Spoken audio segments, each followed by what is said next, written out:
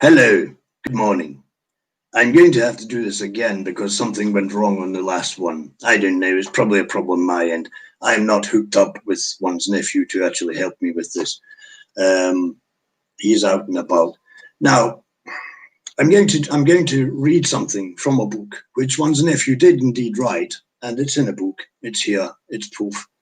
If you like, you can go into Amazon KDP Kindle Direct Publishing, and you could look up his book, a latest ebook he has wrote. I've read some of it. The description tells everything. It's very violent in some parts. Anyway, or you could go into lulu.com, lulu.com, and look the book up. And if he makes no money from this, I make no money from this. No one wants to make any money from this. I'm doing this because I want to do this. But if you do actually buy the book or purchase it, well, look at it like a donation. Anyway, I'm going to read something to you, and it's quite strongly towards my heart. Regarding what's going on right now in society, which is totally wrong. And there's nothing you can say to me or convince me that you're totally right. You're not. This is taken from a book based on a man called James B. Monroe. Now, this man was an all-rounder, a bit like one's nephew, I suppose. He was in the army, served his country, fought in wars he probably didn't approve of. Came home. He had a love for art, and he was a musician, a sculptor, a teacher, and he's got creations all over the place. This was never nephew's thing, so he didn't know of this man. So anyway, one nephew was working somewhere, and he felt the need to write something. And here we have it. This is it. There we go. It's in print, just to prove it. Anyway, I'm going to read this to you, and then I will have a little rant. I'm sorry for the long introduction, as usual. I'm trying to cut them down. Okay, this is called Art by James J. Brannan.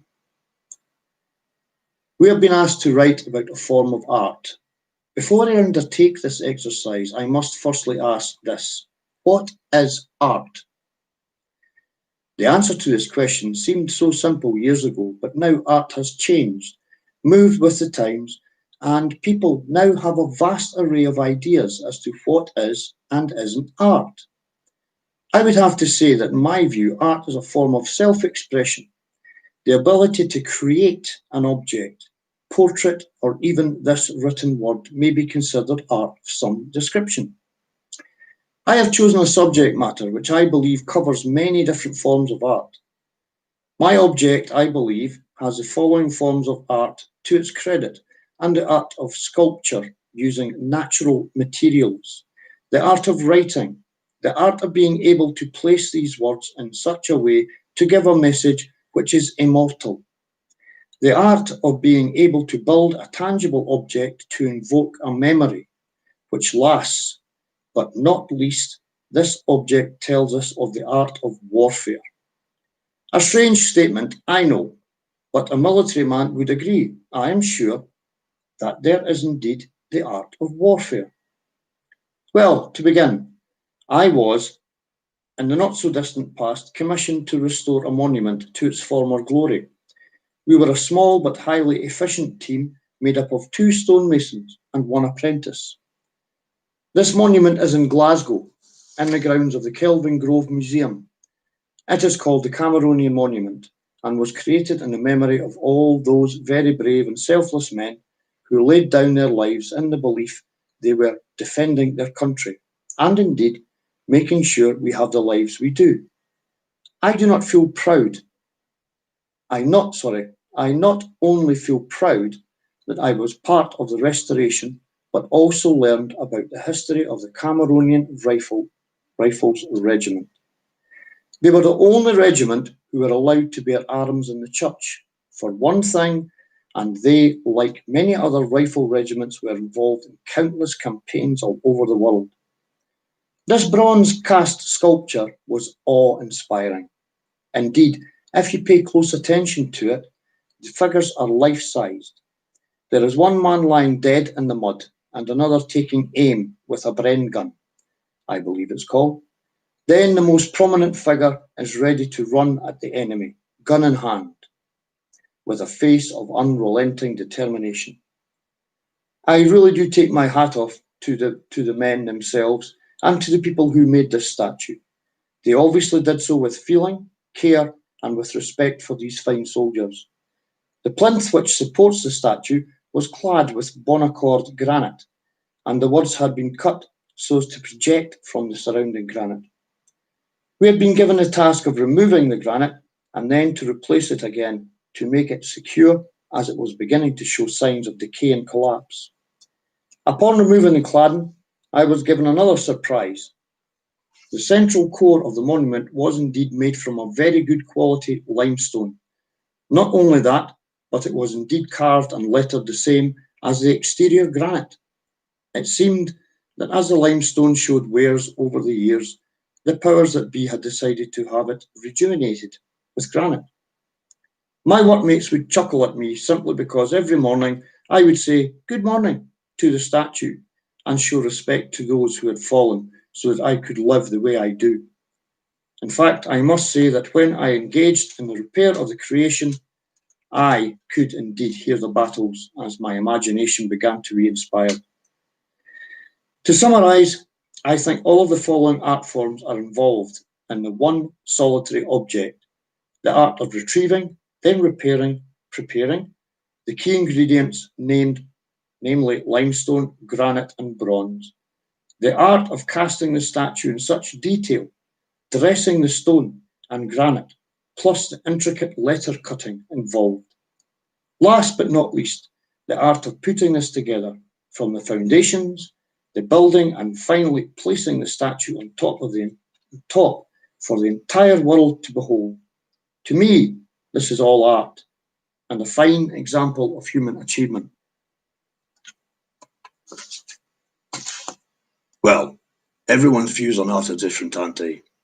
But what I will say is this: to all you people, anarchists, who are going out there and destroying statues, sculptures, stop it. Bloody stop it. You have no right.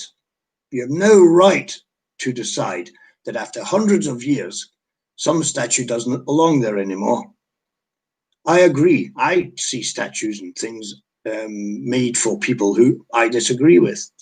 I walk past them. That is being an adult. You are anarchists. You're destroying people's life work. You're not only destroying a monument, which you may disagree with the person who the monument is there for. The recent one down in London, where there's some beautiful, magnificent, magnanimous, beautiful statues there of all different types of people, and you're not discriminating against who you are actually destroying. You're destroying yourself.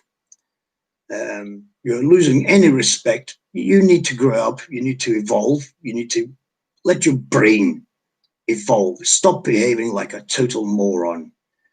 You have your life because of people who have fallen to give you such a life. You're disgusting creatures. You can disagree with me all you want. You can call me names and do all these things. You are despicable. This statue and statues which have defaced cemeteries, cenotaphs, which people have put their lives on the line and died, and then other people have said, let's make a memorial to these people because we need to remember them. You cannot wipe out history. You must remember history so you can move on and evolve. The same as you will be remembered for being a destructive asshole. You can disagree with me. You can say what you like. I don't care. I don't care what color you are. I don't care what country you come from, originate from. I don't care what ethnicity you claim to be. If you're behaving like a moron, you're a fucking moron. It's that simple. This is my opinion. This has made me angry. okay, because the depth of feeling that goes involved with actually creating these statues, and the people who go there every year to remember people who have been lost so that we can live the way we live. And it is enough right now that this government thinks they can shut us all down and lock us in our houses. Who the bloody hell do you think you are? Who the bloody hell do you think you are? You are voted in, and you can be destroyed as well. Yes, I'm talking about destruction here, but most of all, I like creativity. And the people who are destroying everything out there and statues and so on and so forth, you're not creating anything. You are not creating anything apart from mass anger. Go back to your little school, wherever you go back to your little seat, and you sit there and you pick your nose and you claw your asshole, and then you sniff it because you are full of shit. And you need to grow up and evolve. This may evoke some people's anger. I really don't care. It's my opinion, and I am entitled to that. I'm not privileged in any way. Anyway, I'm going to stop because I won't be able to stop. And if someone was to get into a debate with me, well, so be it. Anyway, I hope this takes its time.